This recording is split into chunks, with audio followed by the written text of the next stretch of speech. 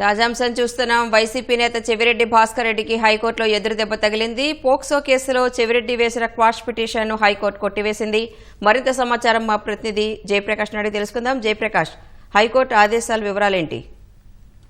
రాణి, ఈ రోజు వైసీపీ నేత చెవిరెడ్డి భాస్కర్ రెడ్డికి హైకోర్టులో చుక్కెదురైందని చెప్పుకోవచ్చు. ఆయన వేసినటువంటి క్వాష్ పిటిషన్ ని కొట్టివేస్తూ కొద్దిసేపటి కిందటే ఉత్తర్వులు జారీ చేసింది. ఇందులో ప్రధానంగా చూసుకున్నట్లయితే తిరుపతి దగ్గర జరిగినటువంటి ఘటన ఏదైతే ఒక బాలిక పైన ఘటన జరిగిందో దానికి సంబంధించి ఆయన వాళ్ళని కలవటానికి వచ్చినప్పుడు అక్కడ మీడియా తోటి అసత్య ప్రచారం చేశారని దాని మీద పోలీసులు కేసు నమోదు చేశారు. అందులో ఆ ఘటన గురించి దుష్ప్రచారం చేశారు. దానివల్ల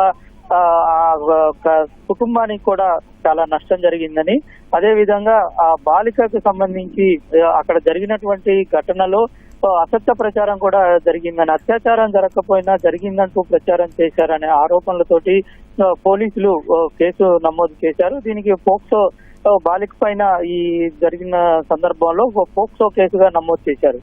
దీనిపైన ఈ పోలీసులు నమోదు చేసినటువంటి కేసును కొట్టేయాలని కోరుతూ చెవిరెడ్డి భాస్కర్ రెడ్డి హైకోర్టులో పిటిషన్ దాఖలు చేశారు.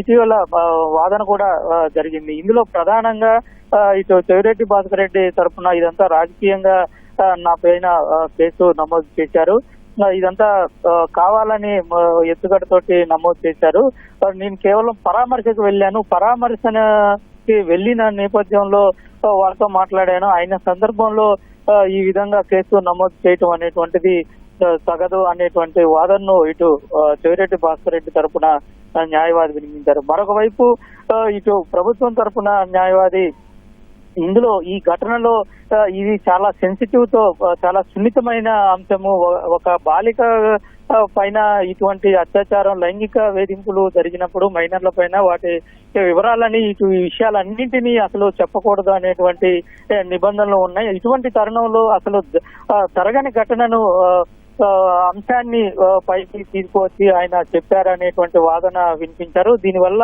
ఆ కుటుంబానికి చాలా తీవ్ర నష్టం జరుగుతుంది అనేటువంటి విషయాన్ని కూడా ఇటు ప్రభుత్వం తరఫున న్యాయవాది వాదనలు వినిపించారు. ఖచ్చితంగా ఈ ఆయనకు బెయిల్ ఇవ్వద్దని, అంటే దీని వెనకాల ఈ విధంగా ప్రచారం చేయటం వెనకాల కూడా దాగు ఉందనేటువంటి వాదనలు వినిపించారు. ఖచ్చితంగా ఈ కేసుని విచారణ చేయాల్సిన అవసరము ఉంటుందని, కొట్టివేయొద్దని ఇటు ప్రభుత్వం తరఫున న్యాయవాది వాదనలు వినిపించిన క్రమంలో ఈ రోజు ఇరువురి వాదనలు పరిగణలోకి తీసుకొని ఈ రోజు పిటిషన్ ను కొట్టివేస్తూ ఉత్తర్వులు జారీ చేసింది. రాణి, ధన్యవాదాలు జయప్రకాష్.